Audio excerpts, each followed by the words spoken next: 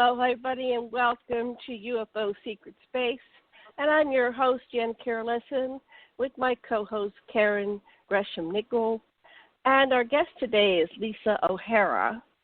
And Lisa has a BS degree in business administration from San Jose University in California, where she lived until 2011. She worked many years in law firms. She started as a floater legal secretary, and she ended up in information technology on the IT help desk and went on to become a network administrator in other industries. And now she's retired. And since retiring, she discovered she was a psychic medium, and that knowledge was a catalyst for many discoveries about herself, one of which was that she was an ET abductee. So after she read Terry Lovelace's book, Incident at Devil's Den, she wrote to Terry, and he encouraged her to write her own book dealing with her ET experiences as an abductee. And she's now in Chandler, Arizona, with her husband and 2 Maine Coon cats. And I have a bunch of cats, and one of mine is a Maine Coon, but she's like a mix. But she's really sweet. Okay. Let's bring on Karen real quick, and then we'll bring on Lisa. Aloha, Karen. How's life treating you today? Hi, I'm fine. How are you? I'm good. Anything new in the ET world for you today before we go into Lisa's story? Just anything paranormal happen to you in life?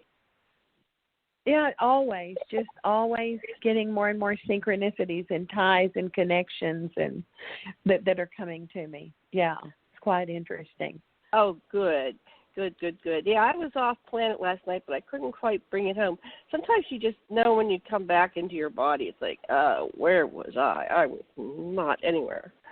But on this earth. I think they're working on us. I really do, because a lot of people are saying this now, and I've experienced a lot of things physically as well as my students, and even people I talk to that aren't my students, just are experiencing physical sensations, maybe some sinusitis or strain, and eye problems, like allergy eyes when it's not, and just all kinds of stuff. So I think there's a lot going on in the field beyond the 3D. I agree. So without further ado, then, we're going to bring on Lisa. Aloha, Lisa. How are you? Welcome to the show.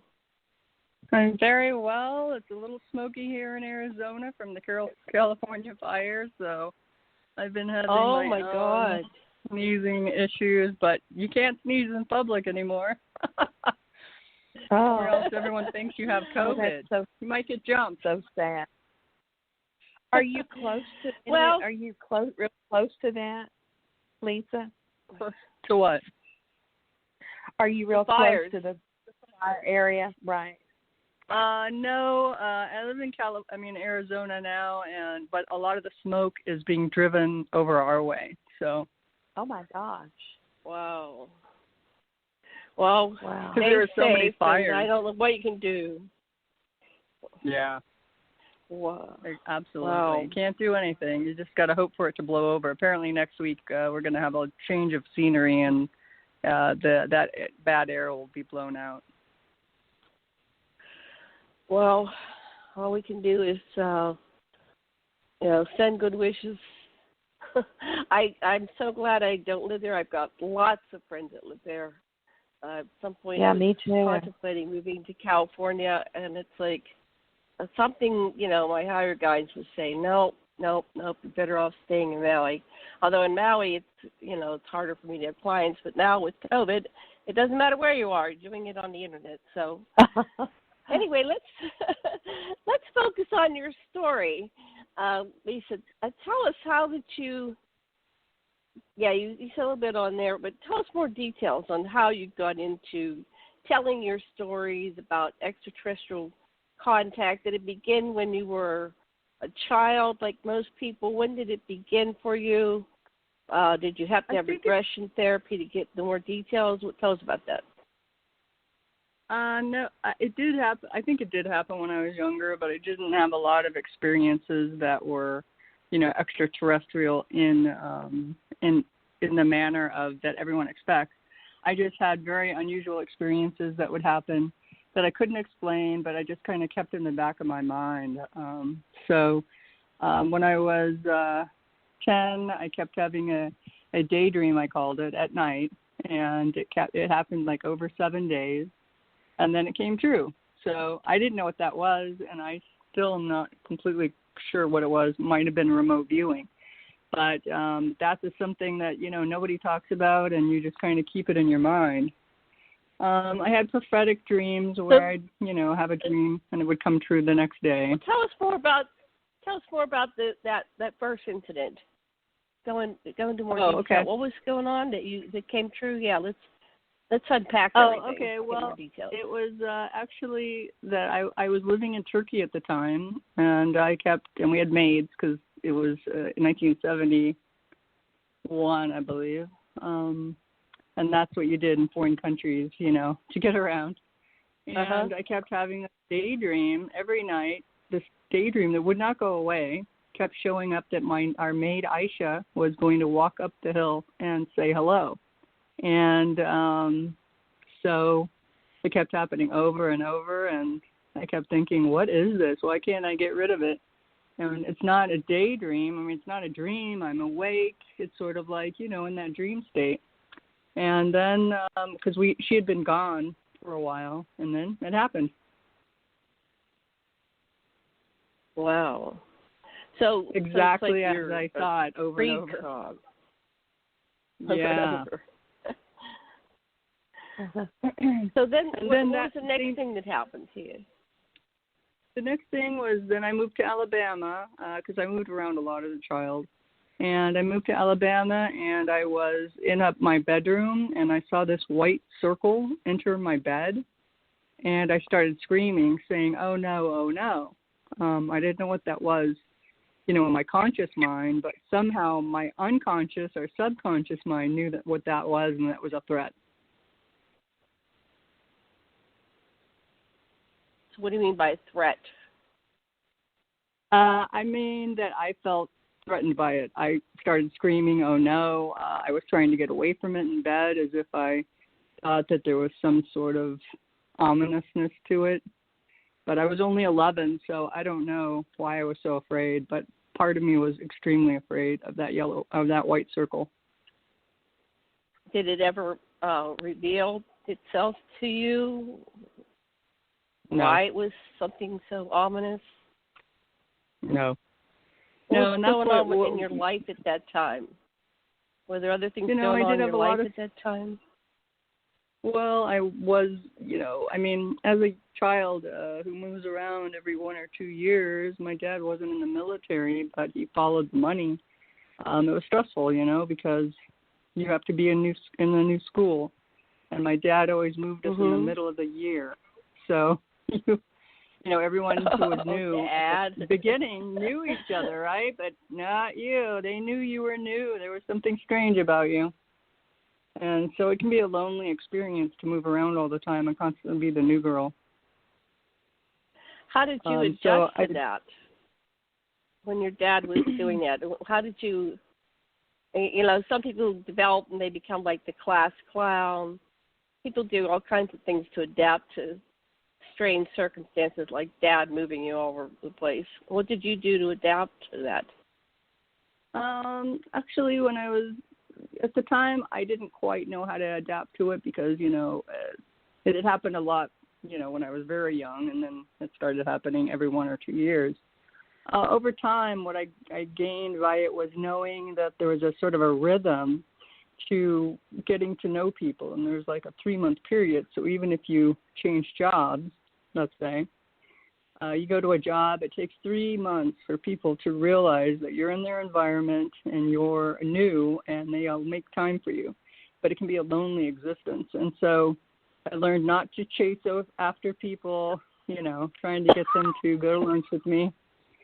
And, because and I learned that each state has different slang and also different dress code, some type of clothing that everybody's wearing. It's really interesting. And so what I just did was I would wait out the time period, and I would try not to get involved with any people that were considered too weird to hang out with, and I would try to blend in the middle ground. I never got very high grades, and I never got low grades. I was very in the middle, so I could blend in. So that's how I adapted to it. And I just tried not to stand out because I knew in a year or so I would be in that position again. And I did try to, for a while, I tried to figure out ways to reinvent myself. But I just found out that you're you, and I couldn't do it. So I just decided I'm me. I'm just going to try to figure out this puzzle. Wow, that's smart. So it's hard for me to put my head around that because I was in the same school from, kindergarten all the way through graduation, and we all knew each other. But I've met people, of course, that they get moved around a lot, and so I find that that's a really good skill. You learn how to. It's almost better that you learn how to adapt to strange situations because you never know when you're going to be in a strange situation, especially when you're dealing with ETs. So, how did you handle your ET? Well, yeah, I'm going to ask you another question, then I'll let Karen ask you a question. So how did you know they're ETs? You wrote a book, right? Yeah, I did. I wrote a book called... So at some point you realized they were ETs, and your book, let me get your book title. Hold on, let me say it 1 second here. Wait, I got to scroll up. I got a lot of stuff on your page. Where is your book? Oh, no, I got to add your book. You wrote about it. No, what's your book called? I don't have it on here. It's called Abducted and Furious. Oh, okay. Yes. I got to go pull that and put it on your page. Abducted and what? And Furious. Oh, that's Furious. Right. I saw your cover. Furious, yes. So that I thought was a really good title, Abducted and Furious. So what's that about? Why are you furious? I'm furious because I didn't agree to this, and I wanted to stop, and it doesn't stop. So initially I was really scared, like most people are. I didn't have any idea I was an abductee. And then I was really, really scared and kind of like turned upside down by it. And it took me a little while to feel something other than fear. And then once I felt that fear go away. So what made you realize you were abducted? Let's go back in time. So, okay. What was happening that you realized that you were being abducted by aliens? I was meditating with my spirit guide. His name is Corrig. And I felt this very, very negative presence in my room. And I said to him, Corrig, what in the heck is that negative presence? It's really negative. And he said, that's the ETs. They've come here to take you. And they've stolen all of your eggs. And that's why you don't have children. Okay. And how old were you when that happened? 56, and I'm 59 now. So you didn't realize until you were 56 that they had been abducting you? Yeah. Okay. So go ahead, continue. Tell us more. Okay, so when that happened, I was really, really frightened, and at that time, I had been studying to become a practicing medium because I found out in 2012 that I might be a medium.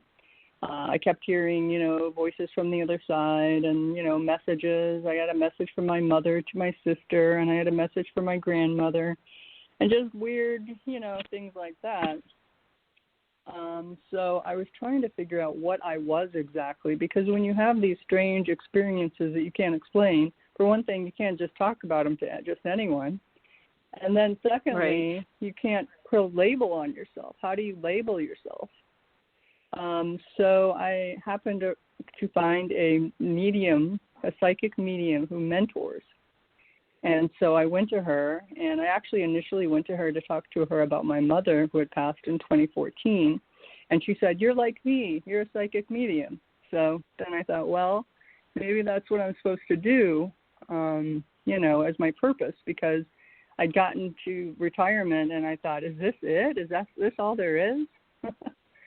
And so Right? It's like, what? So I went to her, and she was mentoring me to teach me how to connect to the other side, in a safe way, because a lot of things can connect to you that you don't realize. I mean, at first you think, oh, this is so great, this is so cool, I have all this happy things, I'm going to help people connect with their loved ones, and then you find out, negative things can connect to you, and connecting to the right person is and making sure that you say what you hear in your head, even though you might not trust it, is important.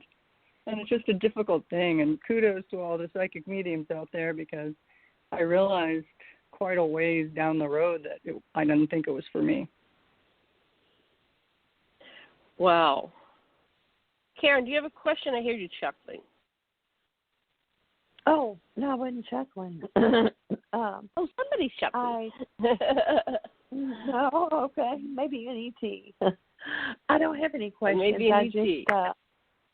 I can pick up that Lisa, that you're very intuitive, and you're receiving a lot of messages, and I'm trying to put my head around the fear of the incident with the ET.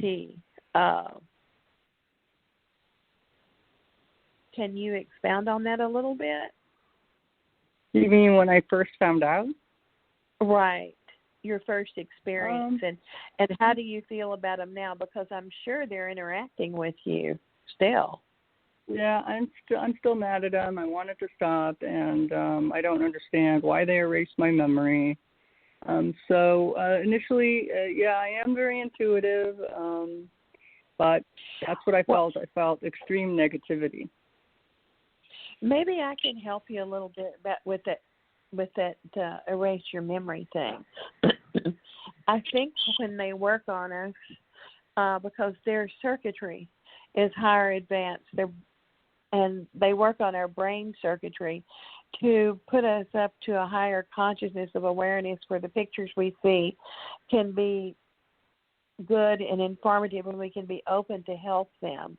Now, the ones I have in contact with are sweet and childlike, and I know the others are out there, and maybe yours were sweet too, and maybe you have a lot of questions about that, and because people can be it can be scary, it can be different, and you can feel physical sensations, silly physical sensations in your body, and all kinds of things, but no big, because I think the reason that they do this from a distance is because our electromagnetic fields are not compatible. They're not strong enough to meet them in a way, and so they assemble us to where lightly to where, and it really have a negative experience.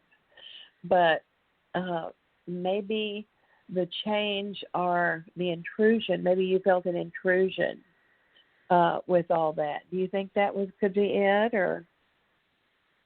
I don't know. It's a good question. I think, because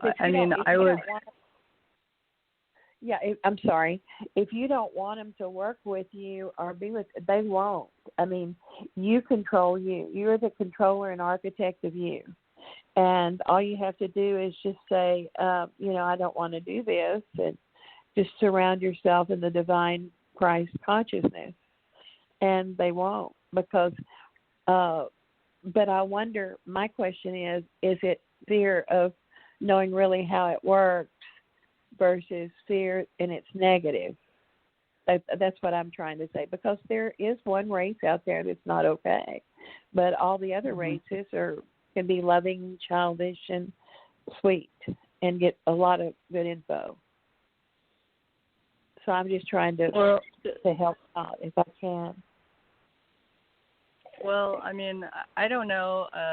I've asked them to stop over and over. They don't stop, and so I might be with that one race that you talked about.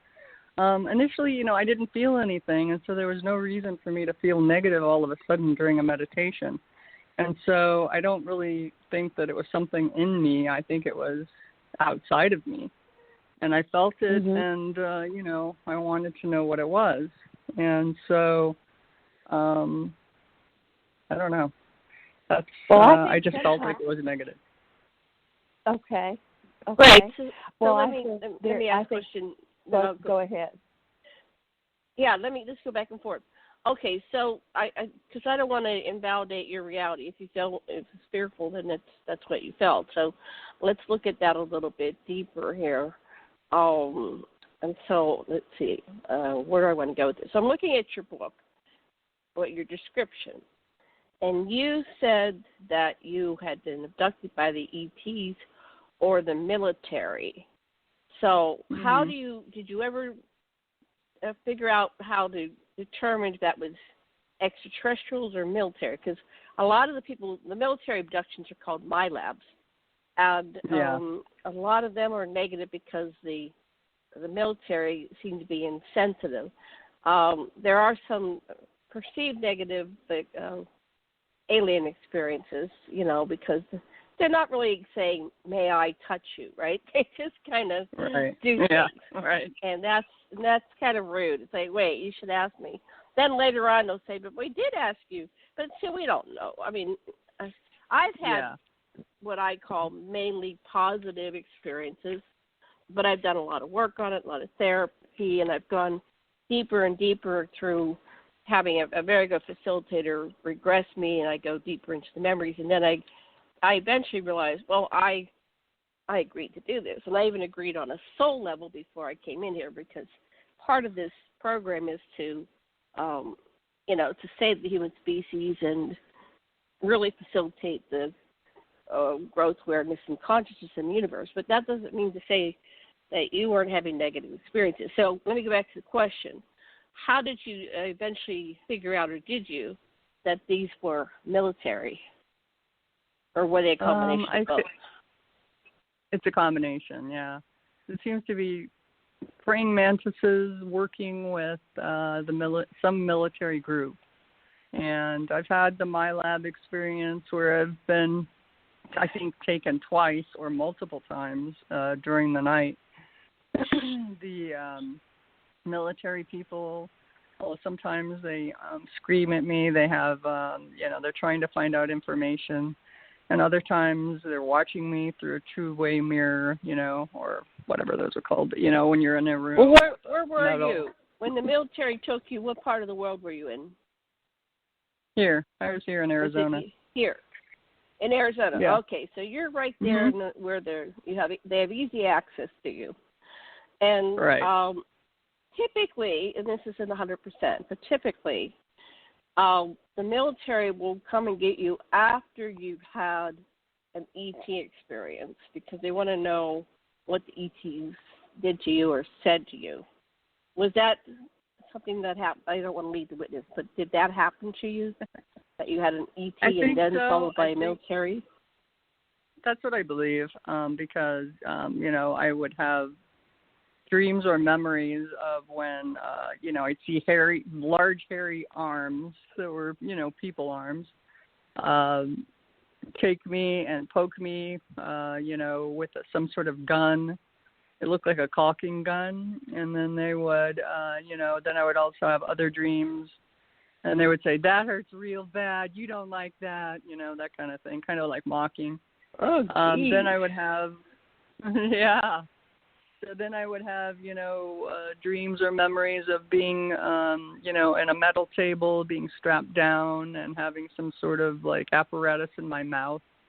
And they were using me in some way to do something with my mind. Now, I don't know what that is, but I didn't agree to that. I don't care if I did. I do not want it now. And if I can get it to stop, that's my goal. Yeah, that's understandable. That's hard. Yeah, that's absolutely. hard, and I've never known what to do with the MyLab stuff, because it's like, wow, I mean, that's really scary. I can trust ETs a lot more than I can the military. Yeah. Okay, but you said that a mantis, some of them are working with our military, and did you get a sense of why? I find often when I'm in an experience that, especially I don't like, I ask questions, and I do it telepathically, And I said, what's going on here? Why are you taking me? What are you doing, right? And a lot of times I'll get answers. Mm-hmm. Did you ever ask why? I don't know because I don't remember asking why, but I'm sure I fight it when they come. I have seen praying mantises. I had one come when I think an implant in my leg was throbbing, and I thought it called her, or him. I don't know, because it seemed like a motherly figure, a praying mantis. Yeah, but, I've seen the females. She begged me. She begged me to let me take her to her ship, and I refused because I didn't want to agree to get on in a ship, And so, but the next day, that pain was gone, so I did go. She must have asked you would like the cat going to the vet. Yeah, we asked, but you're going regardless, kitty. Exactly. Yeah. So we're pretending you have a choice, but you really don't. Well, I'm sure my kitty gets mad at me when I take her to the vet. Doesn't forgive me for they get mad when I change their cat food. Wow, you trying to feed me that shit? Wow. Okay, so cats are such little people, the ET phenomenon, because I know that Karen, you've had like so many positive experiences. I've had, I was dealing with the reptilians, and it's really hard to, when it's happening, to see that as a positive. I tell you, I have had experiences with reptilians, too. And I just don't I see it okay now, but back then, it was like, stay away from me. Okay, go ahead. I'll let you talk, Karen. Go ahead. No, I have, definitely. And I'm not saying that there aren't any. You have to be careful, and I agree with you, Lisa. And a lot of the reptilians can shapeshift into human form, and you never know it. And so that's true. I wasn't saying you weren't truthful back there, and I respect what you experienced. I think that what I have experienced through people that I've been around, and I haven't been around any reptilians in a while. So, but I have been aware of people, like I've talked to many people who have had certain little things on their body, like shingles, or myself included, or allergy eyes, and well, they could say these are symptoms of COVID. Okay, well, I think it's a lot of stuff. I think that on the positive sense, but not that we're in control, and that can be a little scary in itself, is I think they're trying to help our mind and our brain wiring in the central nervous system to ramp up a little bit, where we can understand more through vision reception, more where we can see more things.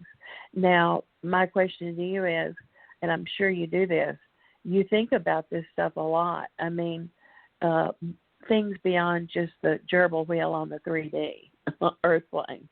I think you're a deep thinker, and I think that you learn a lot through your thoughts because you're receiving things. Is that right?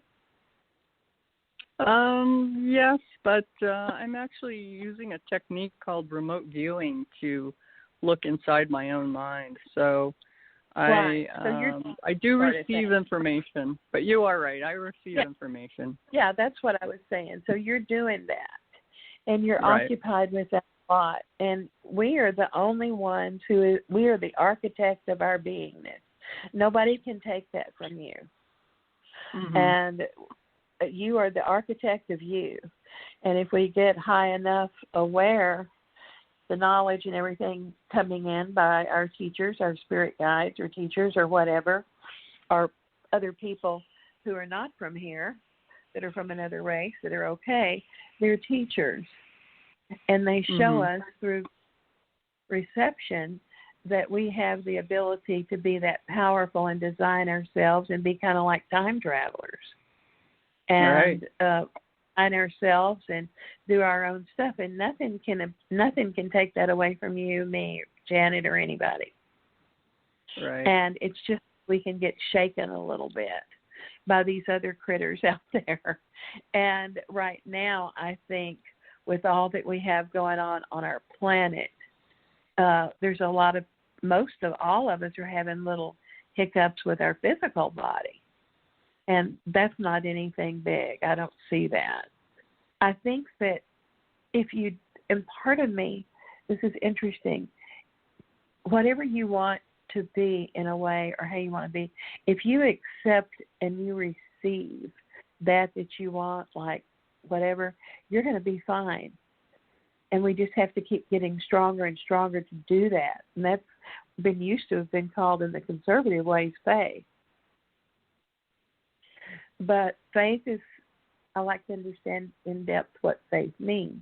And I think you're very good at that in your remote viewing. So that's a real positive. But there's things all along the way. It's not going to be a Pollyanna ride for any of us. But we signed up for this because I think we could go to one direction or the other, and we wanted wisdom and knowledge on how we could be our own driver on Earth as much as we can and beyond after death. And we can, because we do not die. And but along the way, we meet up with all kind of situations. So I respect what you feel and would like to know more about it. So that's all I was going to say. I hope I've helped a little bit. Let me ask you, Lisa, how do you remote view into yourself? What you do is Stuart Swerdlow, who was abducted also, wrote a couple of books. One of them is called The Hyperspace Helper, and that's how I found the tools that I'm using to fight back and use the remote viewing. They're inside the Hyperspace Helper, which is $15 on Amazon. My book is a little cheaper. It's in my book too. But it's called The Green Spiral Staircase. And basically what you do is you imagine a green spiral staircase in your mind. You put your body in green, which is a memory activator. And then you walk down the spiral staircase in your own mind. At some point you feel like you'll want to jump off a stair, and you do. And before you walk down the staircase, you actually have a thought or feeling or whatever in mind, or a dream. And you walk down the staircase, it opens up into a scene where you can see what happened. So that's how I'm seeing behind whatever is in my mind and whatever has been erased. Okay, and so when you do that sounds great. So what do you see when you're going to? It's like hypnosis, but it's self-hypnosis. So you're going down this, and I know Stuart very well. I'll stay at his house, a hotel right then. And we had dinner there every night. We were there for like a week. We presented at his conference he had. So Stuart's brilliant. So tell us. Yeah. I'm sorry I interrupted you, but we do a similar process in hypnosis. So you went beyond the mind wiping, and what did you see? Yeah, all kinds of things. It's all in my journal and my book. But basically, I wanted to see, in my journey of trying to figure out what was really going on, I would have dreams. Sometimes I'd have stress dreams. I lost my purse. I lost my wallet. I'm walking naked down the street. Just things like that. Anything with stress, where I'm at the airport and I didn't bring my bags with me and I left them at the hotel. And I always felt during, my life growing up and everything, that dreams weren't symbols, but they were feelings. And so that they were actually stressed. So that was, to me, was a stress dream. And I felt at the time that I was stressed and in my life. But I've come to realize that it's actually my stress being taken. And so whenever I'm taken, if I'm being tortured behind the dream, it means I had a stress, so I now know that equals torture. So I look at it from that point of view as I take my dream of stress or that feeling of stress, I walk down the green spiral staircase, and then when I get to the bottom, I walk forward where there's like a screen, like a movie, and it's showing me and what's really happening behind the scenes. And at that point, I can, view the point in my mind back in time, and I can see what was really going on and where I had the screen memory of the dream of stress.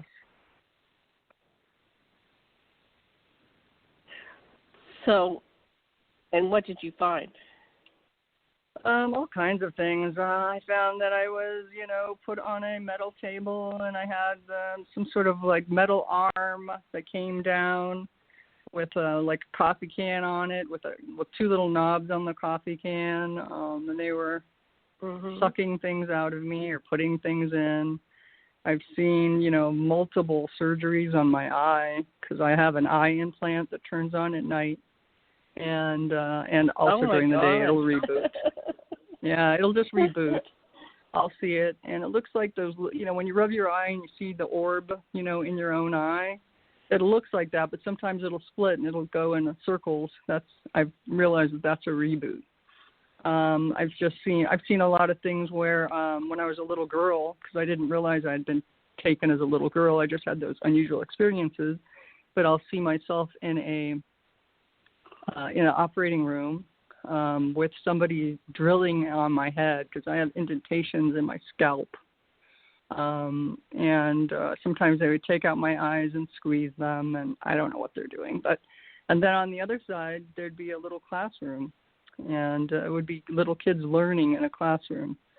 So there'd be screaming and horribleness going on. And then the next room is the classroom. Uh-huh. Now, were these the ETs or were these my labs? Who was doing the eye implant with they can see through your eyes? Is that what you're saying? I believe so, but I'm not positive because it seems Who do you sometimes think was I doing felt that? I'm not sure. I think it was the praying mantis, but I felt like they were working with the people. The problem is that when you're looking at it like that, you're looking at it as like a movie. So you're not looking at it as if you're in it. You're looking at it as if you're watching it. And so you see the people and praying mantises, sometimes also things that look like a stork with fins, and just unusual animals and bugs. Lots of bugs, like a spider with a people head, with a human head, and stuff like that. And so, a lot of times they have masks on, so it's hard to tell who's who and what's what. But anyway, that was my goal. My goal was to see what was happening so that I could use another of Stuart Swerdlow's techniques. He has another book called Healing Archetypes and Symbols, and he has the brown X, where you brown X out all unnecessary negativity in your life, and you can brown X out those characters that you see when you do the green spiral staircase. When you do that, then they start disappearing from your life, and that's what I've been working on for a year and a half now, or 2 years. What was it called? Archetypes and what was that? Healing Archetypes and Symbols. Okay. I probably have these. I haven't looked at them in a while. So, yeah, I recognize the cover. Okay, so, so you're Xing out, you're browning out these things that aren't working for you, and so all this is making your life work better. Yes, it is. Okay. Now, did you ever get a sense of the meaning? And I'm asking you to speculate. What was the intention? You're a sensitive person. What was the emotions or lack of emotions coming from these beings that were interacting with you? And starting with the mantis. My mantis, I felt like she was healing me because I had a deep wound. And so when I was done with my mantis, she was very motherly. She was like the divine feminine goddess mother of existence, right? And when she was done with me, I returned. She took me at night because I felt like dying because a boy had molested me, and I was afraid I was pregnant, but, he hadn't penetrated me. But I didn't know how people got pregnant when I was like 9 or 10 years old. Anyway, I was just terrified. And so she took me and she just held me in this energy field in her arms. So she was very tall. And then by the next morning, when I went to bed, I prayed, God, take me home. I don't want to be on this earth anymore. I don't want to live anymore. But when I woke, I felt like, oh, I can do this. I can handle it. No matter what happens, I'm going to be able to handle this. So some kind of major healing went on. But I know people who've had some negative experiences and positive experiences. But what was your mantis? What kind of energy or thoughts did you get coming from him or her? I don't know. It's interesting. Initially, with that one that begged me to let me take me on the ship, I felt like she was very motherly, and that really kind of gave me pause, not, I wanted to please her, but at the same time, I felt self-preservation, so I, decided not to. And then I went anyway, but so she did heal me, but I found that other mantis, I've seen some in robes, like long brown robes, and you're right, they're very tall, like 7 feet tall. And I've had other experiences where they point at me and they thwack me on the lady parts. And, things that are kind of unseemly. So to me, that was a kind of a negative and hostile act, So I feel nothing. I feel either neutrality, which I've felt now is a negative, or I feel negativity, but I usually don't feel anything good. Only with that one praying mantis who begged me to take me on her ship did I feel anything good. The rest, I either feel nothing or, hostility. Wow. And you're saying that they now have stopped? Or do you still have I still have to deal with them. I'm still figuring out who I have to deal with and why. I'm still learning a lot. I'm actually quite a ways away from where I was when I wrote this book. And actually, I just finished reading it today because, when you write a book, if you're growing, if you're continually growing, you have to remind yourself of where you were when you wrote that book. So, right. But I am light years away. I'm light years away from that time. But I am still dealing with it. But it does seem to be more and more people-oriented now as opposed to ETs. I felt like with Stuart Swerdlow's wonderful books, I was able to 86 the majority of the ETs taking me. Now I'm down to people. And so I'm trying to figure out how to get rid of them too, and make them stop. But I've learned so much. I've grown quite a bit too. So if it is people, it seems odd because most times they're taking people for some kind of breeding program, but you're older, so they don't tend to take people. I don't know if you're pre or post menopause, but they don't tend to take people. Yeah. So, but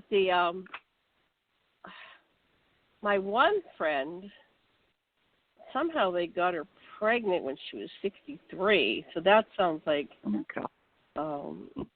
kind of, I would not want to be pregnant at 63. But then they ended up taking it. But she really experienced, her body swelling and all that stuff. And then they took it. They didn't let it go all the way. Right. But that seemed to, for her, she said that was reptilian technology. What I'm wondering is, to what end? What is this about? It doesn't make sense on many levels. Unless how are you in some kind of experiment? Are you? Yeah, go ahead. I'm 59 now, so I agree. I don't think there's pregnancy in my future. But I haven't quite figured it out. They do seem to experiment on me a lot. They have invested a lot of time and energy in this eye implant, It does Mm-hmm. turn on, like I said. I think it's spying on me, but I don't know if it can hear my thoughts. I'm not really sure. It's extremely, it seems to, it has some function. I just haven't quite figured out what it is. So if they're using you to spy, who might they be spying on? I don't like who know. do you interact with that might be important? No one to my knowledge, but it could be when I go to sleep. Maybe when I'm leaving, I'm going on missions, because one of the things that I saw is a reoccurring theme, and it's interesting when you go back to a book that you've written a while ago, and then you start seeing things differently, right?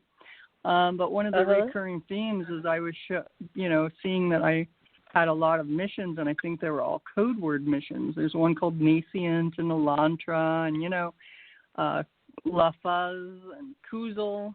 And so I'm wondering if those were missions that I was sent on, and maybe they were utilizing my eye to collect data. I don't know. I mean, I have no idea. But regardless, I still don't want to go. There's a category of super soldiers. So you might be a super soldier. And these people are on mission. Did you ever get the sense that you're on another planet? Oh, yeah, absolutely. I've been on other planets before. Okay, so if you're on another planet, go ahead. But I don't feel, and maybe I don't need it, but it just seems like, while I do weight training, and I have done it since I was 47, I'm not particularly, buff. And, I have little feet. I'm tall but have little feet, so I'm not a good runner. And you know what I mean? There are physical things about me that I can't even imagine would be useful in that kind of situation as a super soldier. Yeah, so sometimes they put you in a skeletal enhancement. So you've got the eye thing. I'm imagining right now. Let's imagine. Okay. I'm imagining that they're taking you to other planets, and this is based on interviewing hundreds of super soldiers over the last 20 years. Maybe not hundreds. I tend to exaggerate, but a lot. Yeah. But they tend to take you somewhere where and they enhance your. So it can seem like you're in an avatar, like the movie Avatar, but that wouldn't make sense because they enhanced your eye. But maybe you're wearing like a skeletal uniform, so your eyes are inside a physical form on another world, which would protect you from the environment. So there's something they really, because that was an investment. If that's a human thing, that costs a lot of money. I don't know how the ETs justify expenses, but that was an effort. And you're not the first one I've heard that's had the eye implant, and I thought that was so appalling. I wanted to dismiss that, no, they're not really doing eyes and taking your eyes out. I mean, I've heard that, but part of you wants to go, no, that's gross. That's like a boundary. Don't touch the eyeballs, right? Right. You're touching your eyeballs. Exactly. Can't you just, that's so personal. It's your eyes. It's like, good. It is. And not only that, but they damaged my optic nerve and my pupil. And so it's like, yeah, great, enhance it, but don't screw it up. And I've heard of that they screw up sometimes, And even the ETs will screw up. I was talking to an experiencer, and she was in a program when she was a child, and there was a bunch of kids all getting taken. So she knew them. They were in her neighborhood, and they were all. And then one they screwed up, and when they returned him, he died. So it was a physical 3D. Joey's dead, right? And she knew it was a screw up. Yeah, she didn't particularly like him though. He was kind of like bully, so she was okay with it. But it was still very sad that this person was dead. She thought he might have been ornery with them or something, and he moved when they were doing a delicate operation or something. I don't know. It was interesting to hear that speculation. So there might be a purpose for this, but that means we're all just kind of slaves, right? These people That's right. are being taken. That's what it means. That's what I think I am. I think I'm a slave. I don't have a choice, and they're experimenting on me whether I like it or not. And, actually that is one of the messages I got from one of the reptilian shapeshifters was, I own you. You don't own you. I'm in charge. You're not in charge. So it's like, how dare you try to get out of this, because I own you and you don't. You're basically a slave. And I get to do anything I want, and you have to deal with it. Oh, last week I don't know where it is, but I read one of my people sent me this thing where you can break your contract, and if you want to go listen to it, I didn't print it because it wasn't mine, but I read it because I was just sitting there and I said I felt guided, like I've got to put this out here. So it's a way to break your contracts, because apparently when we have this happen, it's on a soul level. And you can go, well, I didn't agree to this, but on a soul level, you agreed to this karmic contract. And so, anyway, I'm not saying to go just listen to my show, but it was an interesting thing. I'm trying to remember even who sent it to me. One of my friends with a newsletter. So somehow you can do like some kind of ritual, or I forbid you to touch me. There's the right words to say. I don't know what it is, but I've heard of people breaking their contracts. So Misha Johnson, and Misha Johnson broke hers. I've heard of her, yeah. Wow. Well, she somehow broke hers. She was taken for a sex slave when she was in her, when she was young, right? She's in her 70s. So she's in the Monarch program, right? She was in the, but she broke. She was a Monarch, and she was in a couple other programs. She was the, whenever they would do the, probably Jeffrey Epstein's group. It's like, let's call it, because that was going back 30, 40 years, right? And so, apparently, when they wanted to have a party, they had all these people trained as sex slaves, right? Like Transformation of America and Kathy O'Brien and all them. So I've read a couple of those books and watched some YouTube. So there's all these different categories. And when you talk to Randy Kramer, he says, "Oh yeah, they've got them throughout the galaxy." So there's a 20-back program where they take you in between time and space, and they take you, and you serve out 20 years, and then they let you come back to the Earth, and they return you like 15 minutes after they took you. But you have all your memories. So you remember being a super soldier. Yeah, but then they still take you. You never get to retire. And if they want you to, so it's really horrible. You've got to figure out how to break your contract. I don't know what to say other than that. It's like if you're indeed in that program, and I'll try to go back through my shows and find out the people that can help you, but you're going to really need some experts to help you break the contract, because, I mean, the rest of us will die in 20 to 100 years, but apparently the people in that program, you hit 99, they'll just regenerate you, and you're doing it again.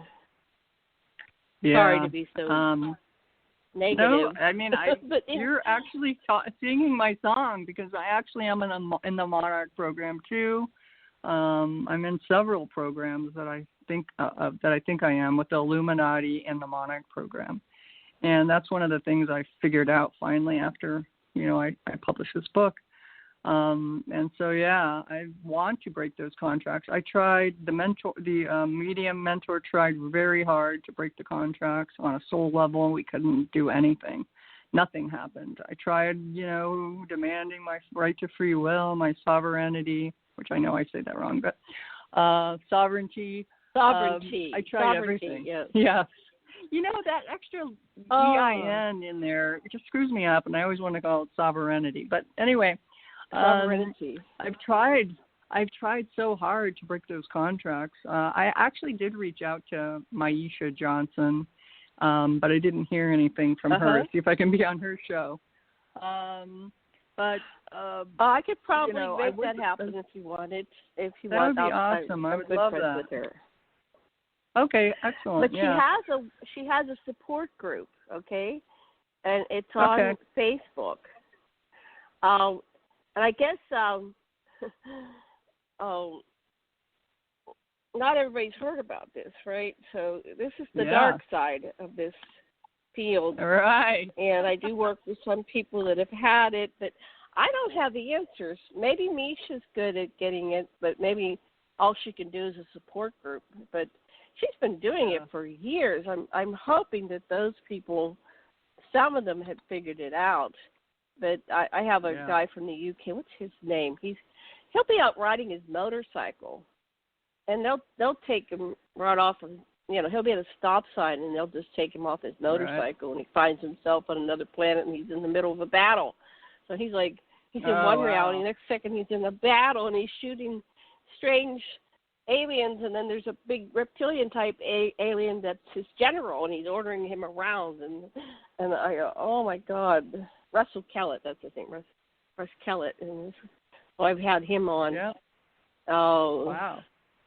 But he never figured how to get out of it either. Yeah, see? They've taken me in my car multiple times. I don't remember what I've been doing. I can never see it. I've tried to see it. I've tried using Stuart's techniques. Maybe I need to go back and revisit now because I've been using his techniques for a while now. But I can never see. It's almost like whoever it is, they don't want me to see it, and they don't want me to be able to repeat it. So they have, like, this big eraser, and they start erasing, like, the chalkboard, and so I can't see what's going on. But, I've been taken right out of my car. I'm driving. I drive a stick shift, so a manual transmission. And one of the times, I was right in the middle. I was about to shift to fourth gear, and I was gone and then back, and I found myself, kind of like on the edge of the road, and I'm so mad because it's so dangerous, and that they take me out of my car a lot. And it scares my husband because, we'll be at a stoplight, and it'll just about turn green, and they'll take me, and then they bring me back, and then I feel like the light's changed, but it's still red, and then I'll try to go forward. And, it's still red, and he'll freak out because, what are you doing? But it's scary. It's a scary experience. I just got in the middle of spot. Right. Oh, wow. And, there's different levels. See, you're like in the really bad victim level, right? You have no control. And then there's Randy Kramer, and he's got full memory, and he had power, and I feel sorry for everybody because I'm like on this ambassador level. They take me to big meetings, and everybody's peaceful, and I don't go to that dark side, Oh, and the spider beings. You said you know who I could get you in Penny Bradley. We're scheduled for a show, a second one. Maybe I can get Penny Bradley to come on, or Misha. Penny is a real experiencer, and maybe just the guys talking can help each other figure it out. But I don't think Penny ever figured out how to get away from it. Oh my goodness.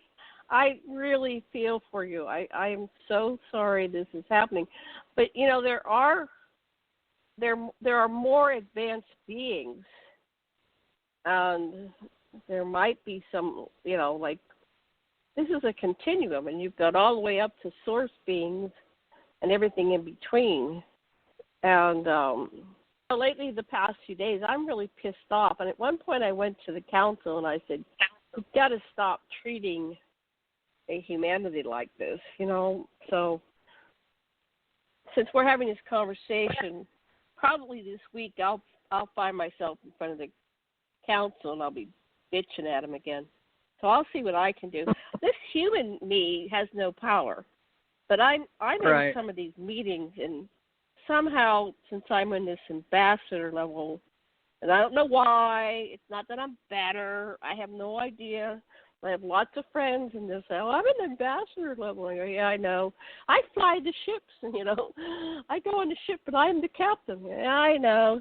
And then there's people like poor you, and you're like, I'm the grunt soldier. Now, have you remembered killing anybody or getting killed? Some people they don't. There's no death, so you can get your head blown off and they stick it back on.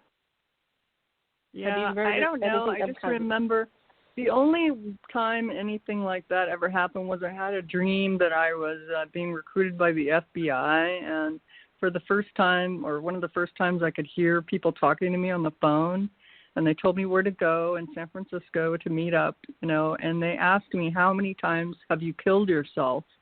And I said, more than I know of. That's the only time I knew of dying. So, and I did it to myself, probably to try to get myself out of the contract. But anyway, that's the only experience I have. And they'll put you in the regeneration tank, and right. I think Randy. Well, one of the ways that you get killed is you mentioned the spiders. Tell us what you remember about the spiders. Well, I've had multiple dreams and actually feelings like there are spiders in the room, the way they move. I felt like I'm in some huge, like a web. There are spiders that have, like, little tunnels and they, like, live in the underground. That's what these spiders were like. It was very, very dark and kind of, damp. And there was also, spider webs touching me and and I'd have dreams about spiders fighting and just, what I have seen are, there's a person apparently that's, I think is, what I understood at the time was, named Carl, and he wanted to be experimented on, and he became a spider, a giant black spider with a human head. And apparently he's in charge of the Illuminati. So I saw him, and I've just seen a lot of spider beings. Yeah, exactly, the opposite of the fly. I've just seen a lot of spider beings. I've seen white spiders with no hair and big, huge black spiders that have very long legs but tiny bodies, and I've just seen a lot of spiders. So, I wasn't surprised. I've also seen spiders wearing human suits. So. Oh my God! Like they unzipped their human suit and got out. Spiders. They undressed their human suit and got out. Oh my God! See, I live in Maui, and there's these big cane spiders.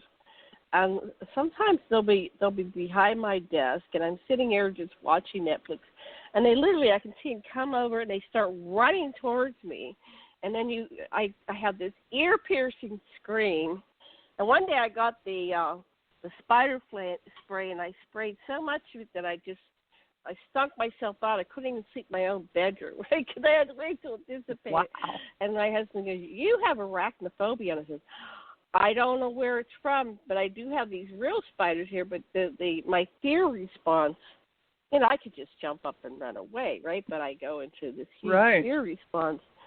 So there's something going on with spiders. But when I was a little girl, there was my mother had a stairwell that she kept locked. There were two ways to get upstairs. So this is an old house from the 1840s. So she had the second stairwell locked, and so my girlfriend and I, of course, when you lock a door for a kid, it's like, we got to get this open, right? What's in there? Right. So we managed to get it open upstairs. Got to know, right? Mommy's crazy. There's something really in there. We got that door open, and we did it upstairs so she wouldn't catch us in the kitchen. And there was a spider the size of this huge window that was on the middle of the stairwell. It like went down a level and then it turned and went down, and it was stained glass, and it was like we both looked at each other. We didn't dare scream because we didn't want my mother to hear, but we went, "Oh, It was like it was an interdimensional portal, and it was bringing in this. There's no spider that size on the earth that I'm aware of. It was the size of a whole window. It took up the whole window. So, so then we closed the door. We said we're not telling anybody. But yeah, nobody would believe us anyway. But hey, we're not talking about this. We're not, but that's probably what's behind the Lord of the Rings, right? Bilbo and Frodo, they both had to fight these giant spiders. So Penny Bradley talks about the battles, the wars against the giant spiders. So you're saying this guy had a human head? He was in charge. How do you know that? Yeah. Well, they kept having meetings with him, and he would be at the head of the table, and signifying that he was the head. And I think he was considered, the head of the Illuminati, even. So I don't know if that's true, but Oh, that would make sense. So the head of the Illuminati. We're saying that the Illuminati is Anunnaki or Dracos or right. What are those like archons? I've looked at the artist rendition of archons. It's been a long. Aren't they kind of spidery looking archons? I don't know. I've never heard that term before. Archon. Anyway, what series was it? There was one of the television series that the creatures that were coming through were giant spiders in space, and their ships were spiders. Wasn't Battlestar Galactica. It was the other one that was out about the same time. There were these shows. Anyway, I'm showing my age. But when their ships came in, they were spiders. So, wow. Well, has anything good happened? And I should let Karen ask. Has in all this interaction you've had with ETs? Oh, yes. What's good? You got healed one time. I did get healed, but I don't know if they just turned off the beacon that was on in my leg, or if they actually fixed it. I'm not really sure, because they wiped my memory. But the good thing is that I'm no longer afraid. So I consider that a huge win, and so I think that kind of diminishes their power over me a little bit, because I'm not afraid. And I think that's important for everyone on Earth also, to be able to say, I'm not afraid, because one of the things I've noticed is that there will be thoughts that pop into my head. I don't think they're mine, but, as humans, we tend to think that everything is ours. So when a negative thought comes into my mind, let's say insecurity or jealousy or anything negative, actually, you tend to think about it and dwell on it and kind of get riled up about it. But I'm starting to realize that it's all based on fear. And so I just say to myself, I'm not afraid. And then it goes away. Okay, we're going to be calling into TJ's show. Hold on one second. I've got to hang this up. No, I don't want to answer it. I want to hang it up. TJ, I'm going to have to call into the show. I didn't know you were doing the show today. I'll call in. We're going to go join another show right now, and we'll continue our dialogue. Let me go. Is that you, Janet? Yeah, I'm going to call you from the back end of my show. So hang up that, and I'll call you. Okay? Hang up. Oh, okay. Did you call the number? I do. I got it. 646. I got it. Hang up. You told me to call I got it. Oh, you're calling me. I'm calling you. Hang up. It didn't want me. Oh, there it goes. Hang up. It's not. Yeah, hold on. Hold on. I got to call her. I forgot the time. See, we were having such a good talk. Bear with me. I've got to look up the number. Okay. Ask a question while I do this tech stuff. Karen, ask her a question. I don't have any questions to ask, really. Well, just stall. Just stall. Make a comment. My phone almost died a while ago. I didn't have it plugged in right. I was trying to. I don't know where my mic is, because it didn't work with my other thing here electrically. Let me see. Okay, well, I'm going to dial right now. Thanks for stalling. Hold on one second while I dial. It's going to interrupt our conversation. So hold on. So we are joining our other. Radio. co-host. There are no shows scheduled within the next 24 hours. Oh! Thank you for using Blog No, Talk she's Radio. not on that. Goodbye. Okay. Huh. I don't know how to call her. Oh. Are we still on? Yeah. I'm still here. Let me I'm text fix her partner to here. call into this show. Okay, you guys start bantering while I figured. I'm going to text her to tell her to call into this show. Well, goodness. On. Well, you're not in Baton Rouge, Oh, are you? We Karen? can't hear you. I know. I have something wrong with my phone. I'm trying. Can you hear me now? I can Yes. hear you, yes. Uh-huh. Okay. Well, Yeah. Okay, so. It's just on 15, but then it went all the way down to 10. So I'm trying to see if it'll ramp back up. I don't know what's happened here. I'm not a good IT person. No, So, that's yeah. okay. Anyway, well, let's continue the story. I'm going to I'll text her and ask her what, I don't know if she'll pick up the text. She was calling me on Skype. We're not on Skype. We're on Blog Talk. I don't know what to do with that. All right, so anyway. Why don't you message her? Why So don't you message let's go her? back to the story. I'm trying to pull it up. Here she is. I'll text her. Okay, so let's go back to what we were saying. So I you was said just that saying there was, that. Go ahead. I was just saying that I think it's important not to be afraid, and that's my main point right now. Is I've lost all my fear of them, and I think that's a win for me. Well, Okay. I could hear her. Okay. I'm going to hang them up because they're on a different medium, and it's not I'm not doing a Skype call. So some kind of confusion. No, not working because I can't get to their Skype through Blog Talk. Okay, we'll ignore them. We'll finish up here. Do you want me to get on Skype? Or? No, there's no way I can't call. You can't call into Skype from Blog Talk, and we're over recording, so this is screwing up my recording. So let's just ignore them. Oh, here they are. Let's try this. Okay. Hi. Who's that? Area code 850. Hello? Who's at area code 850? Okay. So I still have Lisa, do I still have you? Yes, I'm still here. I'm at 408. Okay, somebody's on 850. There could be just somebody calling into our show. 850. Okay, let me try this. Area code 850. Can you hear us? That's TJ. Okay. Can you hear me?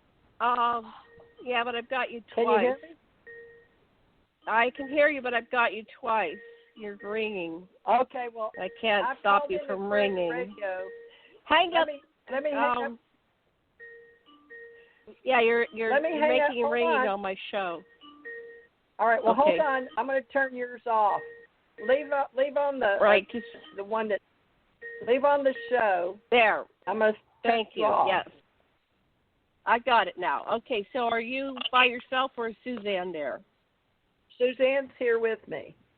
Suzanne, can you hear her? So, hi, Suzanne. Can you hear us? I'm here with Karen, Gresham, Nickell, and Lisa O'Hara. Can you guys hear us? Suzanne, can you hear? Yes. I had her on the phone Anyway, like Suzanne you and I can't hear did. us. Yeah, she's got to call into the show. Okay. You want her to call anyway, Greg? I'll text her. All right, Why don't we call. continue talking? So I don't want to have a bunch of just like call stuff on her. We're doing a live recording here, so let's continue. So Lisa and Theresa meet each other. I'll text Suzanne since you don't text Hello. TJ. And Lisa is an experiencer, and she's had a lot of different experiences. Do you want to kind of summarize? Now, TJ, are we broadcasting on your show, or is this just Skype? Theresa. I don't know where she is. Okay. All righty. I'm here. Can you not hear me? Oh, hello? No, you couldn't hear me. Hi. Can you hear me? Hi, okay. Yes, we're recording right now, so we'll have from here Suzanne. forward. Okay. And Suzanne called in and I direct. think this is Suzanne. Yeah. I got Suzanne. So we're all here. Hi. Here's Thanks so for here's bringing who me we on. have, everybody. Let me just do the roll call. So now we're doing the second half of the show, and we've got Janet Lessin, Karen Gresham, Nickell, Lisa O'Hara. Lisa O'Hara is our guest. Yep. She's been telling us her story as a contactee, experiencer, abductee, and secret space program person. Try to mute when you're not talking because I'm getting feedback. Okay, and then we have Theresa J. Morris and Suzanne. What's your last name again, Suzanne? My name is Suzanne Wyman Flynn. Okay, Wyman, that's right, Wyman. Okay, I'm going to, we're getting feedback right now. I'm not sure why. Try to mute when you're not talking. Okay, Lisa, I'll say hi to everybody and summarize a little bit about your story, and so we can go into a dialogue about your conversation. Okay. I was in 2017. I discovered I was abducted by ETs, and I didn't like that idea, and I wanted it to stop. So I went on a search for how to stop it from happening. I, was using a medium who was mentoring me, trying to break contracts. It wasn't working, and so I went off on my own, and I also tried healing. I was in doing Lao Chi, which is a healing modality where you can do self-healing, and I stumbled across the healing books of Stuart Swerdlow. One was called Healing Archetypes and Symbols, and the other one's called The Hyperspace Helper. I started using tools in both of those books to fight back the ETs, and now I'm down to the group of people, and I'm still fighting, but I can't seem to get them to stop. And so I wrote a book to help everyone else in my situation and to tell them about the tools that I found so that they can also fight back if that's what they choose. So tell us a little bit more about the tools for fighting back. And then I'm sorry, I had to mute to find where the feedback was coming from, so I will open up the mic for you guys one by one. But before I do that, Lisa, tell us, how do you fight back? What are the tools that you learned? The tools that I use primarily are the Green Spiral Staircase by Stuart Swerdlow, where you are actually looking into your own mind. You're doing a remote view of your own mind. So the ETs or the people blank your memory in some way. And because of that, you cannot remember what happened to you. You can't get back and you have bruises or other things. You can't figure out where you got. So the Green Spiral Staircase allows you to remote view and go back in time and look at what happened behind your dreams, behind your memories. So if you have a memory, let's say of a black rectangle, which is one that I had a lot of when I considered that a memory wipe, I would look back and see the scene behind the black rectangle and see what I could see. A lot of times I saw I was having a surgery, or they'd taken out my eyes, or and it's all kinds of things like that. Also, one of the other tools by Stuart Swerdlow is called the Brown X. And it goes, I now Brown X out all unnecessary negativity in my life. I now Brown X out, fill in the blank, according to the wishes of my oversoul and God mind. And what you're doing is you're Brown Xing out your negativity. And so when you go on the Green Spiral Staircase and you see what's behind your screen memories or your dreams or your memories or your feelings or whatever, then you can brown X out all of those beings or entities or whatever, but it allows you to eliminate the negativity that you're actually seeing in your situation. And then you come out of it. And as you do that over and over, it actually desensitizes you to what you're seeing, but also because your mind, when it gives you these dreams or screen memories, what it's doing, it's giving you what you can handle. You know, whatever, if you're having a traumatic experience in real life, your mind will give you something that you can handle, like you lost your purse, to show that you were under stress and so that you don't remember the trauma. So when you go and look at that, you'll see the trauma, but you won't see it in, you know, high definition, no blood and gore, just the gist, so that you can understand the situation. And then you can use the brown X to remove negativity. Hold on, I don't know how I can't get her to stop doing that. This isn't working. I don't want to do this anymore. Okay. I don't know. It takes over my computer here. Okay, here it is. Oh, here. Yeah.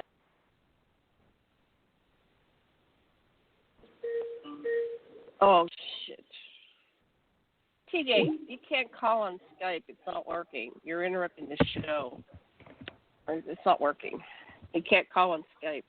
Yeah, I called, but what happened is she was on mine and yours both, but I put her off, so she called into you direct. So I just turned her off on mine. That's all. We were talking on Skype, so you told her to call in. So did you just cut her off? No, I'm here. I'm here, TJ. I'm on a regular telephone line. Yeah. So I don't know why she's getting feedback. Oh, okay. Because you're not on Skype anymore. No. Did she cut me off? I don't know. I can't hear the show. Can you? I'm no, still I think here. she cut This us is Lisa off. O'Hara. Are you still? Can you guys hear me? I can hear you. This is Lisa speaking, right? Right. Yeah. Okay. Where's Janet? Yeah, so how can we all be on the show and her not? Uh-oh. Well, interesting. Well, we shall carry on. Janet, where are you? We're on the call.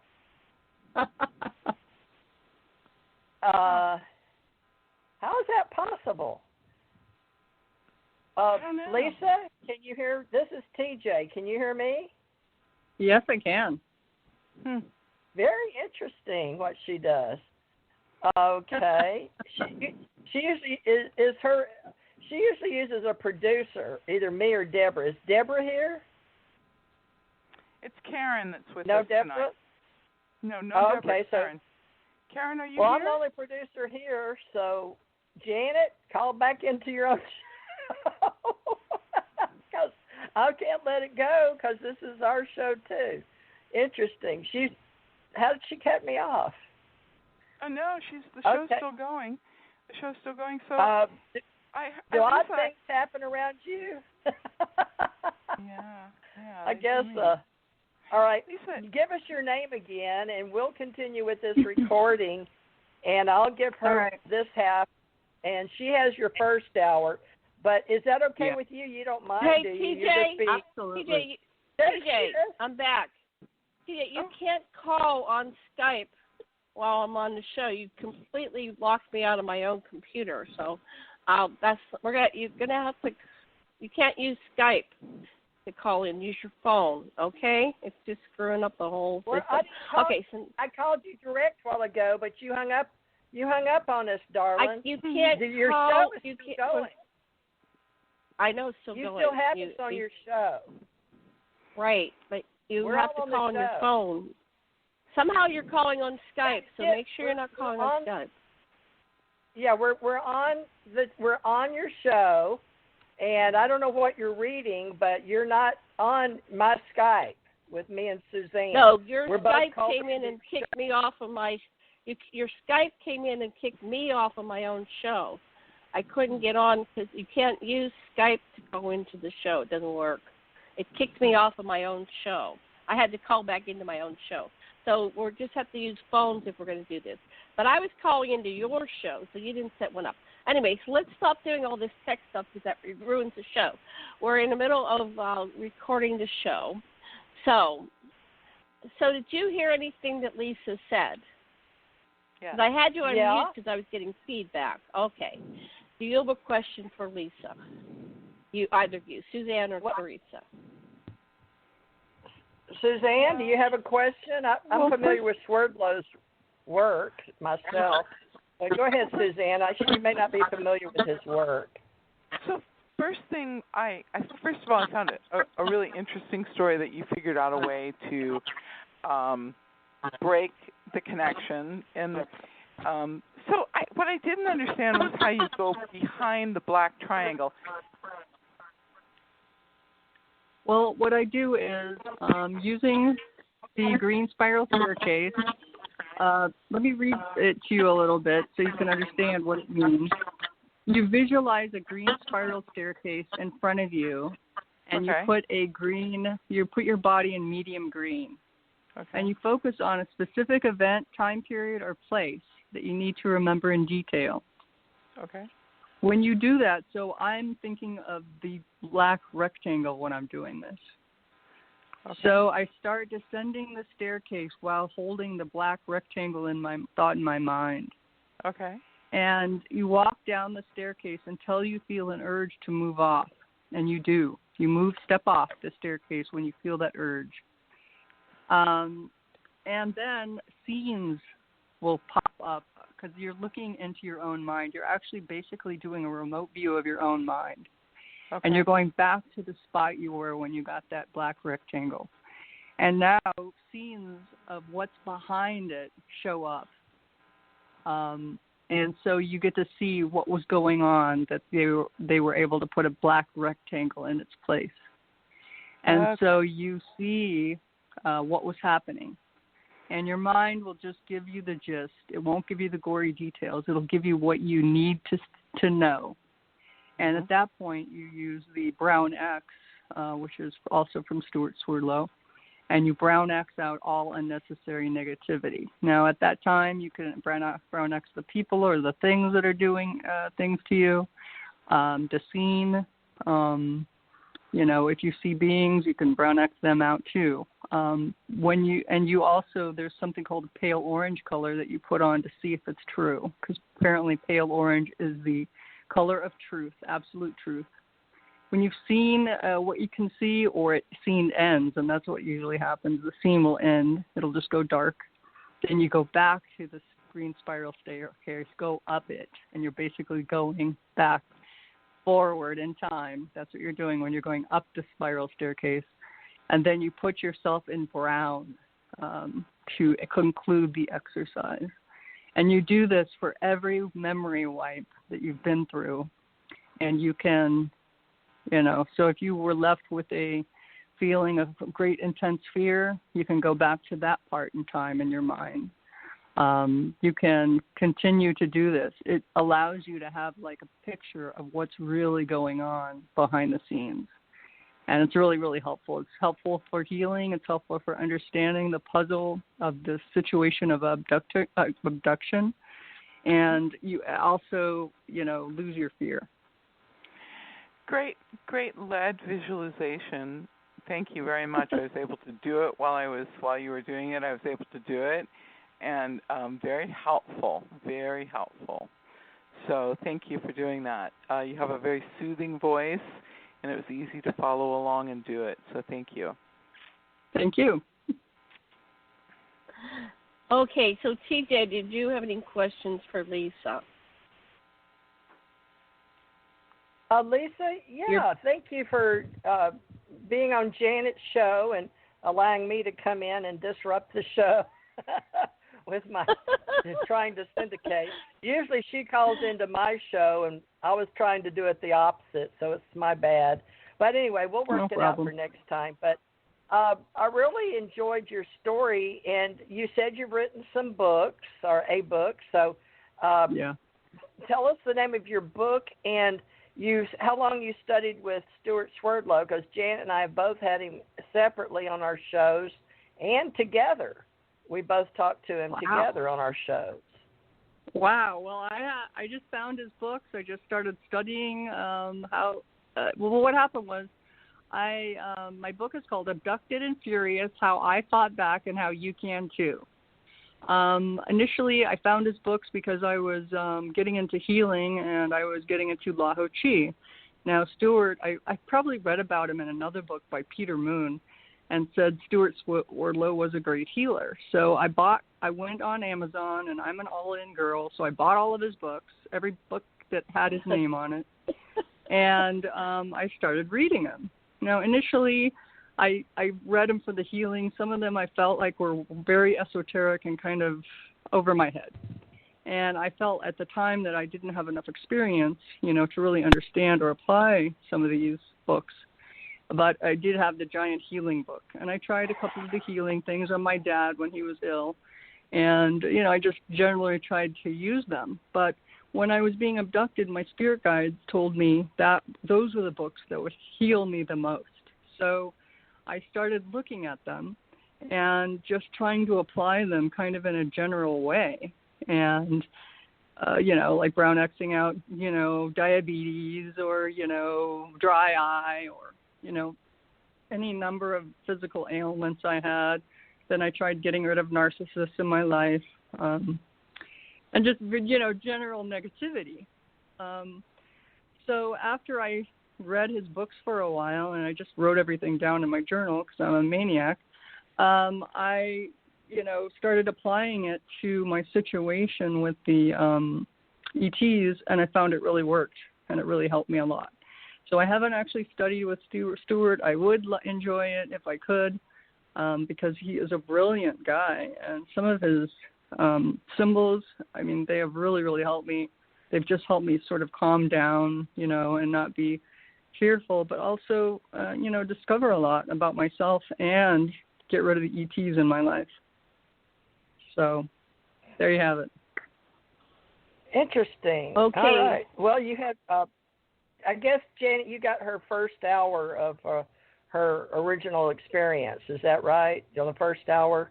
Yeah, we talked about the story. We ended up getting into her MyLabs and possible super soldier experiences, because her story is very similar to a lot of people that have been on the Mars base, fighting with extraterrestrials.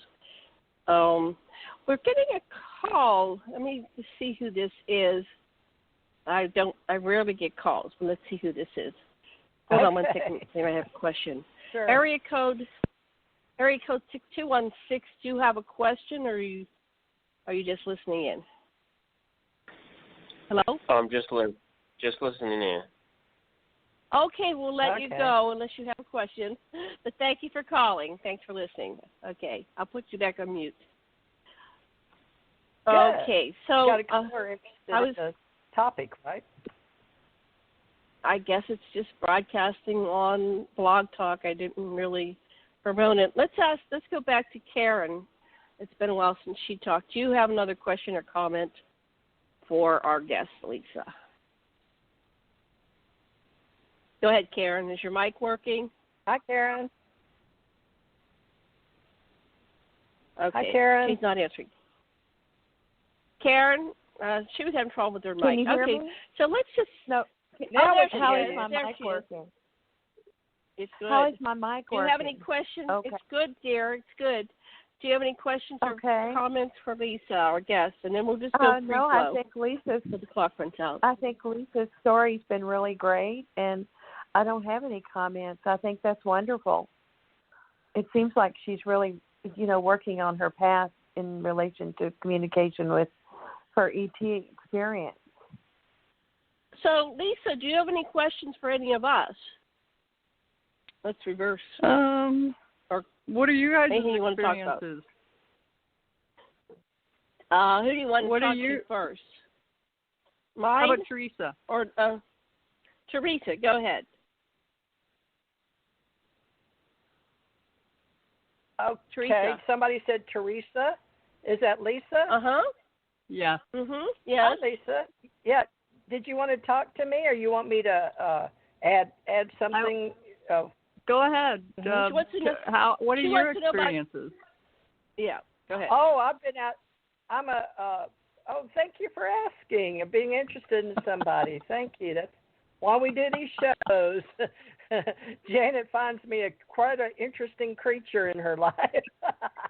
I'm a cryptid. No, seriously. I came in knowing things that came from me falling asleep in a field and being taken up on a craft. So I had a good experience thinking that ETs are other people. And then when I died in the second grade, I saw myself with angels. And the Catholic Church was interested in that, but they let it go till I was about 14. And then I was using ESP with my boyfriends. And then I died having my fourth daughter, so I had placenta previa. I went out of body. And that time I got to go up about 5 levels, what I call to the omniverse, and learned a lot out of body and asked to come back. And they said if I came back, I'd experience more pain than I'd ever experienced. I didn't care. Of course, now I do. I'll tell you that later. But at that time, I was like, oh, yeah, well, I want to go back. So I made a deal. I came back. And then I did a bunch of ET work in the government, working with the good guys, or all of us. I think it's all in our mind anyway. But my ET experience was really pretty good because to me they were just us. But then I didn't have the experiences like other people. I had them with Nordics, so they look like us, humans, and some of the little Gres that had a built-in story with them because when we worked off base, we worked out in space off of out of this galaxy. We actually worked quadrants in this universe. So I tried to leak in my way of thinking of how we are essence. And I was just talking to my friend Suzanne is new in my life. So each one of us brings in a new part for the other. And Suzanne brought in, I have had some dreams, but I'm one of those that I know that I phase space, time travel, I do biophasing, and I'm trying to learn the proper terms, Lisa, that Stuart Swerdlow may have already used with you that I may not know. But I haven't got to hang out with him either. You know, his wife, Janet, has, because they stayed at her house. But, you know, we're all a learning part. But the little ETs that I worked with were just, they were very sweet. They were like the ones on Stargate. You know, they were highly intelligent, and some of them were like little blue-gray skin. Tom and I found out their planet got imploded. It got raped and pillaged by some really big, ugly dudes out there. That it was sort of like Star Wars, like Ennead 9 and some of our old folklore with Gene Roddenberry was built in to our philosophies and our religions on Earth. You know, maybe we don't know. So we're looking at all the ancient cultures and the ancient star builders and the star seeds and everybody, because we're talking at a whole new level and dreams. And I'm looking at this, how am I doing all this? Because if I can come back and be in my body, to me, even though my daughter died and I went into depression, I knew that she went on and I knew I did, but I still miss her.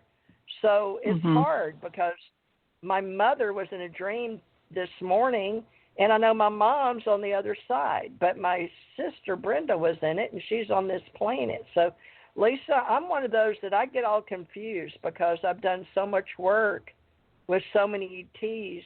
Now, the only bad ET, now remember, I know about the reptilians and stuff you hear for years and years on radio, or, you know, certain groups. I mean, I track those stories, but Janet and has always been more of a healing counselor with her husband, but she met me as a psychic, and then Suzanne's a psychic. So what I did was try to use my ET abilities with them, although their mouths didn't move when they that's funny when they talk. Their mouths. Exactly. If you can help us learn how to be who we are and stay sane, I'd truly appreciate it. So My little thing goes on, but I've got all kind of little stories. But I haven't been able to get it all in one piece yet because it goes on and on and on. And I bring it all together around me, death and dying and working with the government and knowing there's bad guys. But fortunately, I never worked on the bad guys' side. And apparently I didn't have anything they were interested in. So the people I've worked with have been real good to me. They keep letting me come back. So I figure I tell people I'm just a very old disgruntled monk soul, you know. So you can ask me anything. I'll tell you whatever you. If I know it, I'll share it. Well, Back what to about you, Suzanne? What about Suzanne? What are your experiences? You're psychic. Do you have clients, or do you have abduction experiences too? No abduction experiences. Yes, I have clients, and I've been working as a psychic since 1982, and so I work. So I was curious about the method that you use for the visualizations, because it's a really helpful tool, and like I said, you know, I was able to follow along and do it with you as you spelled it out. So now I'll go back to it later when I have time and do it in a more lengthy fashion. But great tool, visualizations, tools. But yeah, that's it. I've just worked as a psychic. I do regressions, and I'm effective at taking people back to the point of the memory and helping them to see it for themselves, what actually is going on in the situation. And I did one recently, and I think the thing that's a little bit different about my work is that when I take somebody in to look at a memory, I can see the memory with them. Oh, wow. So I can tell them, okay, so you see this person here, what are they doing? And then that sort of gives them, it's like I can go into the position of the observer or the witness, and then I can help to guide them to validate what they've actually experienced, and I'm seeing it with them. I'm seeing it through their eyes. So it helps them because somebody else is there and they feel the strength of that other individual with them, and they're safe. And then they look and they get their own information, and then they come up with logical information that helps explain different things that never made sense before. Right. Yep. That's what I've been using those tools for, and that was actually Stuart Swerdlow's tools. It came from the book The Hyperspace Helper. I don't know if you wanted to look it up, but I will. A lot of his tools are very, very good. They're very deep, you know, and I actually do them kind of like homework, you know. I have it, you know, I go to sleep and I get abducted. Then I try to remember as much as I can. Sometimes I wake up in the middle of the night, write things down, because otherwise they just disappear. And then I use the green spiral staircase to see what I missed and, you know, heal from it or, you know, gain information, because, you know, trying to figure out what's really going on, I think, is extremely complicated. Whatever is going on is so complicated that, you know, and we all have individual experiences, so no one person has the same exact experience. So what I'm experiencing is not the same as what you're experiencing. And so, personal. You know, it's really difficult, and that's why I wrote the book, because I figured the people that really want to know what's going on, they could use Stuart Swerdlow's tools and figure out their own puzzle, but they have to do the work. That's the only problem. Right, it is work. So I have a question for you. Do you have any part of your dream state that you think that you're entering into another dimension, where there's an opening in another dimension where the access is occurring because in another dimension you're deeply connected? I don't know. I felt like I've been in between someplace, like not quite in either one, and that I've been like in between. And so when I'm in between, it's really interesting. It's sort of like a daydream state, and I can get a lot of information that way. But I have never felt like there's a doorway that I could walk through. Yeah, it's not like a doorway. It's like another aspect of yourself is existing in another dimension, and in the dream state, because I do dream interpretation, and I've learned how to do multidimensional dream interpretation. So one of the things I found for myself is that there might be a difficulty, and I would spend time searching through the different dimensions to see if I could find where that person was connected to me in another dimension, and then close that dimension off. It's an interesting risk, because if you close that dimension off, you might give up information or knowledge, but I found it's easier to close off a dimension and not get the information than it is to try and figure out the information. So it's kind of a give and take process, but some of the things that you're describing are so amazingly accurate and literal. It's interesting to listen to you, just to listen to you, your precision, your logical accounting process, the understanding you have of how important it is to do the work and to create tools and to document your journey. Those speak very highly of the strength of your soul. Wow, thank you. You're welcome. Is that you, Janet, laughing? I think you're funny. You're cute. The way you say things.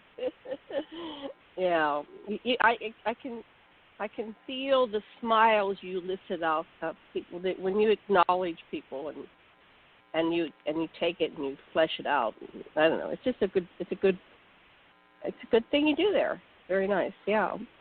Go ahead. That's really Go ahead. Yeah. So Lisa, I really think that validating an individual's reality is what gives them confidence. So that's how I see it. It'd be nice if we did more of that in life. It's so rare that we get acknowledged. And when you're such an expert of acknowledging people and validating them, and it makes me chuckle. It's like, wouldn't this be a whole different world if we interacted that way? And that's how we treated people, with validation and acknowledging people. I think we could have a world of peace. It would really make it shift, and we'd have a planet of peace instead of all this turmoil. So when I heard you talking, Janet, another question came to me about Lisa, and that was, do you have a type of knowledge and information that you are able to use that you don't have an explanation for?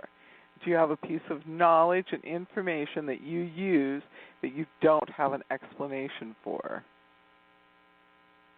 You mean, do I have knowings? I don't. It comes across as a very technical, a very a way of thinking that is laser focused. It's beyond being present, and it gives you a type of stillness where time doesn't exist, and you're able to accomplish things that you don't really understand how you accomplish them. I don't think so, because I'm so deliberate and methodical.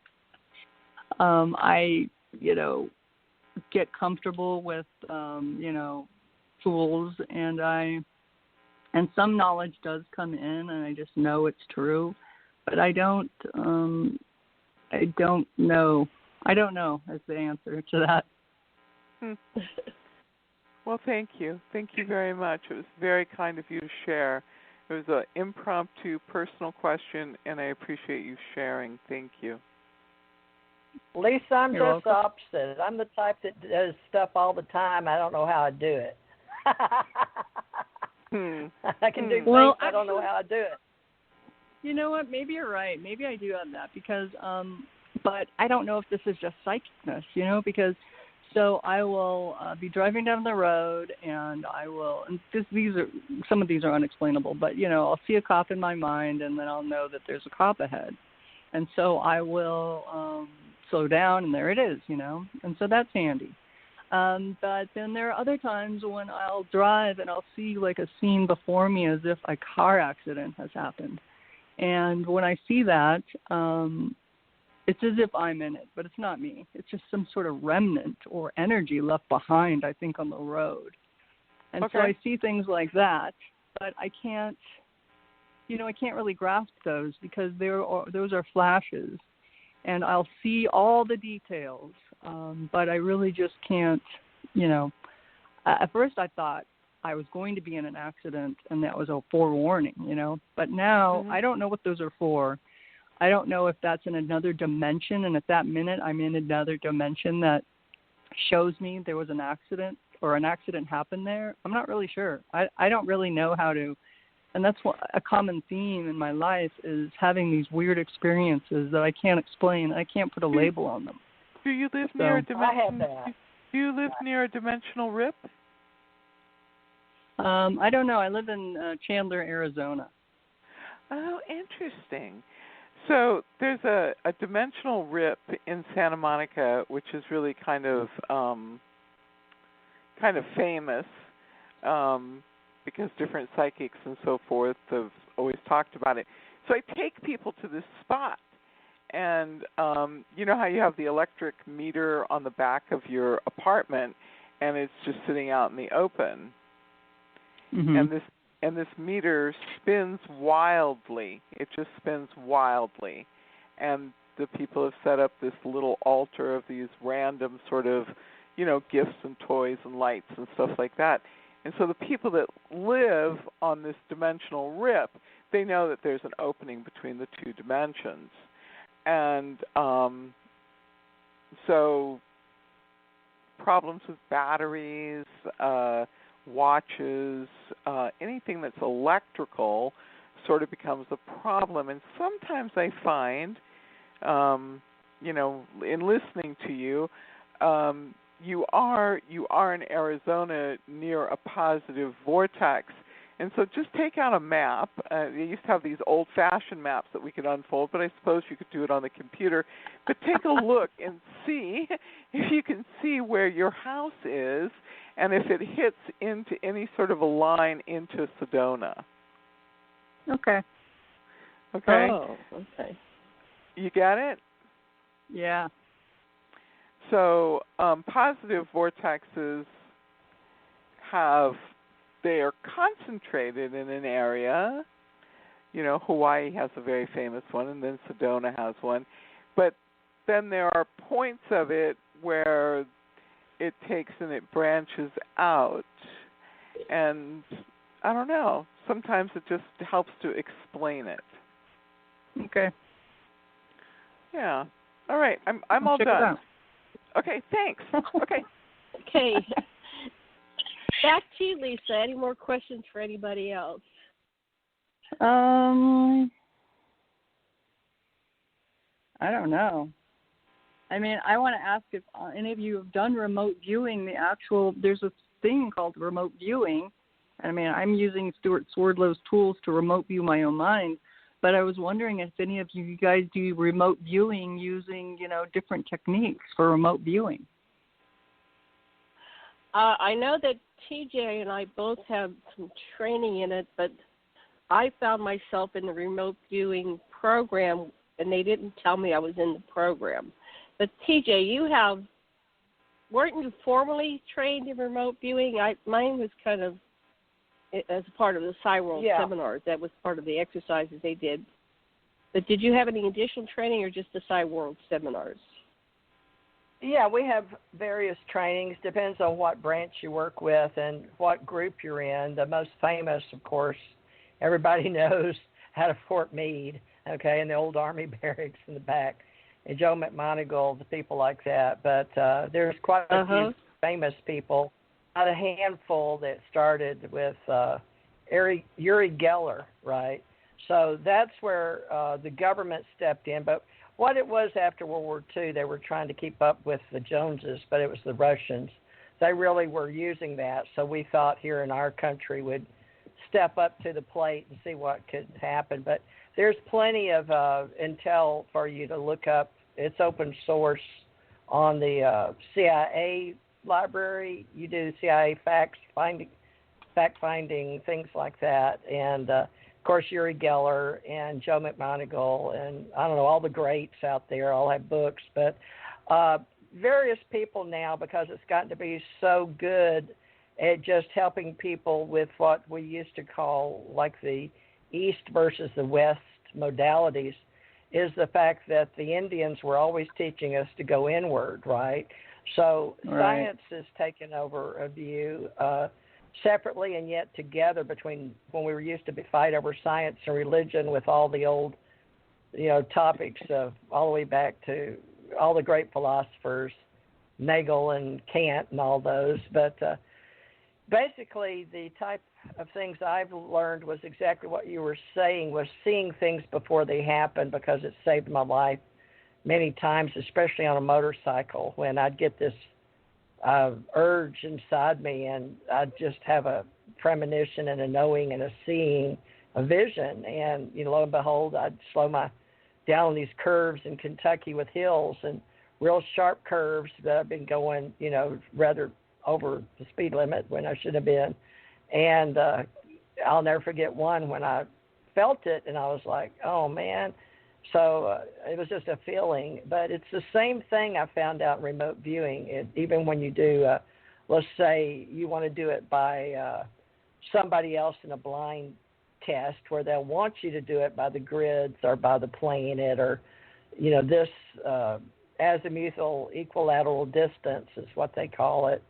They'll give you a point of origin, and you've got to have two other points. Or there's the type that they'll put something in an envelope and have you guess it. These are all just tools.